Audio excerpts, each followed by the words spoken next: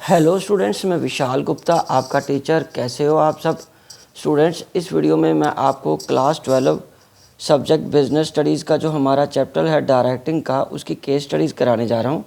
तो guys start करते हैं हम। Question number 1। क्वेश्चन नंबर 1 क्या कहता है? Pratvik is working in a multinational company in Noida. He was running a temperature for the last many days. When his blood was tested, he was found to be positive for malaria. He was admitted in a hospital. उसको hospital में admit किया गया and a blood transfusion was advised by the doctor. और उसको blood transfusion advice किया गया doctors ने as his condition was serious. उसकी कंडीशन सीरियस थी क्योंकि one of his colleagues sent a message to his superior mister B Chatterjee. Mr. B. Chatterjee immediately sent a text message to the employees of the organization requesting them to donate blood for the प्रथवीक. तो उन्होंने प्रथवीक के लिए blood donation की बात की कि employees voluntarily उसके लिए ब्लड दें. When the GM came to know about it, he ordered for fumigation in the company premises and cleaning and surrounding. ठीक है. और क्वेश्चन क्या बनता है? From the above paragraph quote lines that indicate formal and informal communication. और दूसरा state any two features of the informal communication. तो हम आंसर में हम लिखेंगे पहला, यहाँ पे मैं आंसर लिख रहा हूँ. वो कह रहा है कि आपको बताना है कि कौन सी लाइन से पता चल रहा है कि वो इनफॉर्मल है या फॉर्मल है. तो आंसर में जो हमारा ए पार्ट है, पहला है इनफॉर्मल की हम बात करेंगे. Informal communication.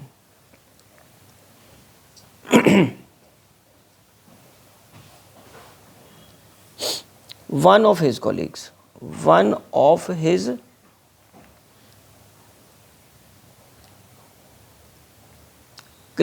sent a text message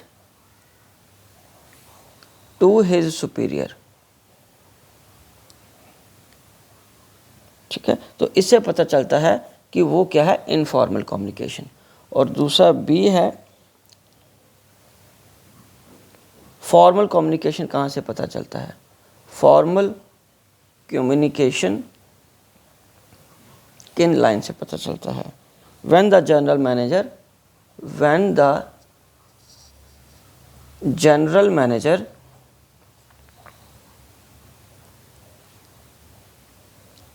came to know about it, he ordered for fumigation. ठीक है. इन लाइन से पता चलता है कि वो फॉर्मल ऑर्गेनाइजेशन या फॉर्मल कम्युनिकेशन की बात कर रहा है. तो अब हमें सेकंड ऑप्शन जो क्वेश्चन का पार्ट है उसमें क्या बताना है? Any two features, state two features of informal communication. तो इनफॉर्मल कम्युनिकेशन के दो फीचर्स क्या हैं? यहाँ पे लिखेंगे the following are two features of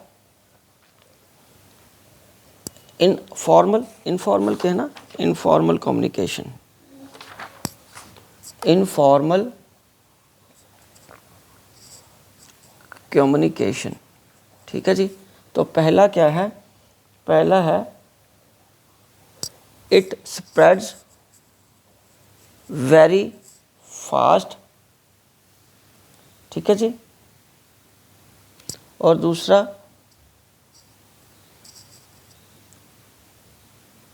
it is not clear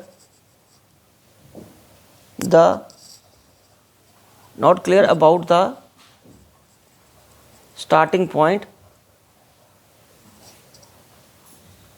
or source of such communication.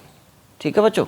तो ये क्वेश्चन के जो आंसर होगा उसकी लेंथ के हिसाब से आपको इसको एक्सप्लेन करना पड़ेगा, अदरवाइज ये इतना सफिशिएंट है. ठीक है जी.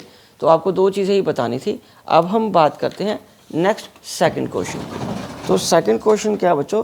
सेकंड क्वेश्चन है Shubhendu Bose. Shubhendu Bose is an owner of the Big Mac Enterprises carrying on the business of the manufacturing various kinds of biscuits. There was a lot of discontentment in the organization and the target was not being met, और target met नहीं हो रहे. He asked his son Naval, who has recently completed his MBA, to find out the reasons. Naval found that all the decision making of the superior enterprise were in the hands of his father. सारी जो decision making powers हैं वो उसके पापा के हाथ में है, फादर के हाथ में है. His father didn't believe in his employees. उसके पापा को उनके एम्प्लॉयज़ पे भरोसा नहीं है. As a result, both the employer and the employees were not able to understand each other's messages in the same sense. और सभी एक दूसरे के मैसेज को सेम सेंस में नहीं समझ पाते. Thus the employees were not happy and target were not met. और इसका क्वेश्चन में क्या फाइंड करना है, identify 2 communication barriers. 2 communication barriers बताने हैं which the big Mac enterprises was not able to achieve its target, and state 1 more barrier each of which identified in the above. तो answer में हम क्या लिखेंगे, पहले जो हमारा ऑर्गेनाइजेशनल बैरियर्स 2 कम्युनिकेशन बैरियर्स आ रहा है, द ए में the following are 2 communication barriers. पहला है ऑर्गेनाइजेशनल बैरियर. ऑर्गेनाइजेशनल जिसमें होता है no free flow of communication. ठीक है जी, इसमें ये आ जाएगा no free flow of communication. और दूसरा होता है साइकोलॉजिकल बैरियर. दूसरा अगर हम बी की बात करें, सेकंड की बात करें, तो वो आ जाएगा साइकोलॉजिकल बैरियर डिस्ट्रस्ट की वजह से, क्योंकि उसके फादर को डिस्ट्रस्ट है अपने टीम पे, अपने एम्प्लॉयज़ पे. और दूसरा हमें बी पार्ट में क्या बताना है, state 1 more barrier of each of types identified, और उसका ही एक और टाइप का एक और बताना है. तो ऑर्गेनाइजेशनल बैरियर, ऑर्गेनाइजेशनल